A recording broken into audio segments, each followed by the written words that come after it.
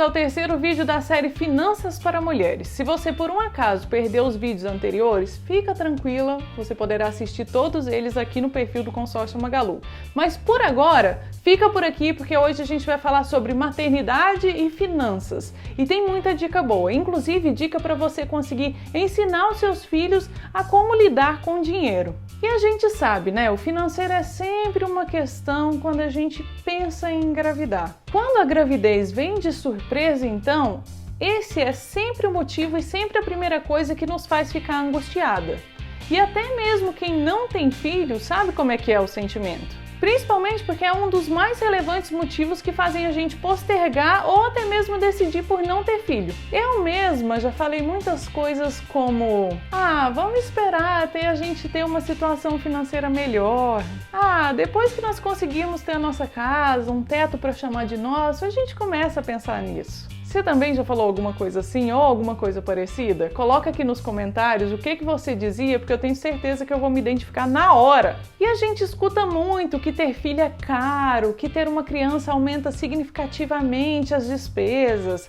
Mas tem alguns aspectos que a gente não para muito para pensar. E são esses que eu quero trazer aqui para a gente discutir hoje. O primeiro deles é o quanto a maternidade pode nos transformar também financeiramente. Eu, inclusive, tive uma experiência muito complicada em relação a isso. Quando eu estava nos últimos meses da gestação da Clara, foi coincidentemente o momento que eu estava também no início do pior fase da minha empresa nos últimos 10 anos.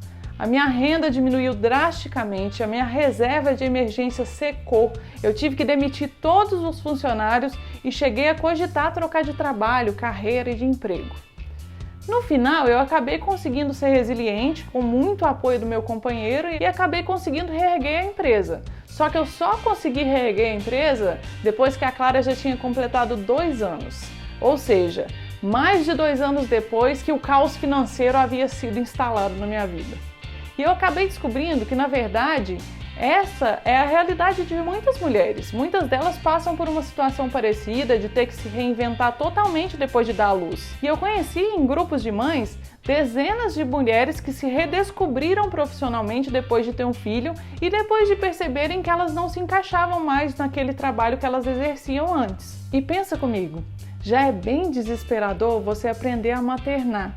Você fazer isso enquanto você está passando por um turbilhão financeiro e se vendo num lugar em que você não se reconhece nem profissionalmente mais,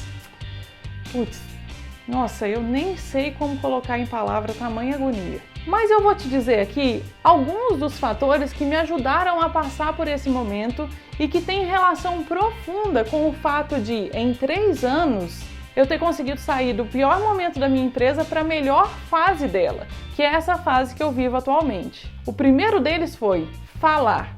Falar é essencial.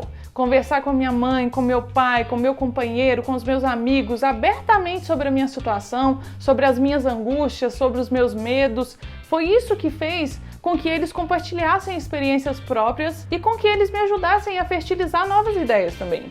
Portanto, se você se encontra numa fase como essa, sendo mãe ou não, converse sobre. Não tenha vergonha, você vai descobrir que muita gente que agora parece muito bem financeiramente já passou por inúmeros momentos de desespero.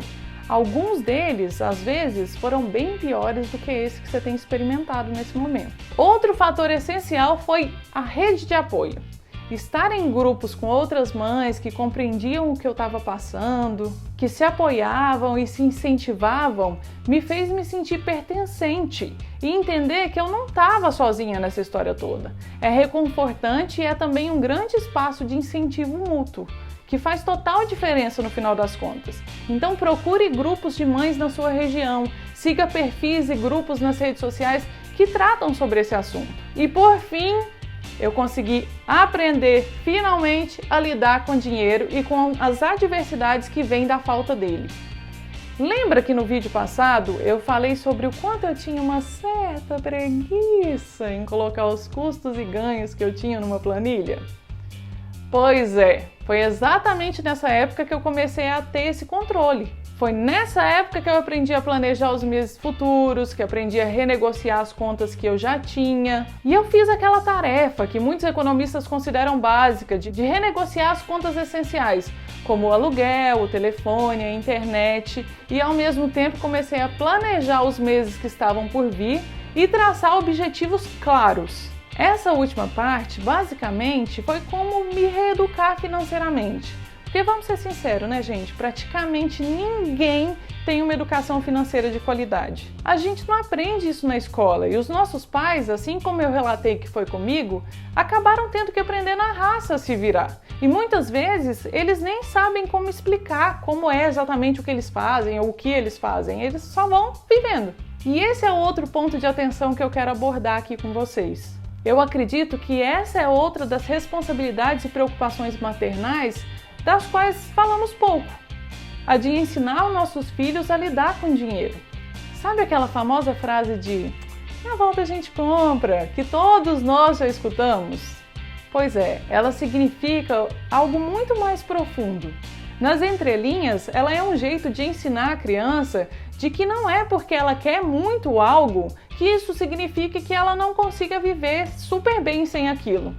É um jeito que os nossos pais arranjaram de nos ensinar a lidar com dinheiro sem necessariamente falar sobre isso e sem criar uma grande cena da gente fazendo pirraça nos lugares, né?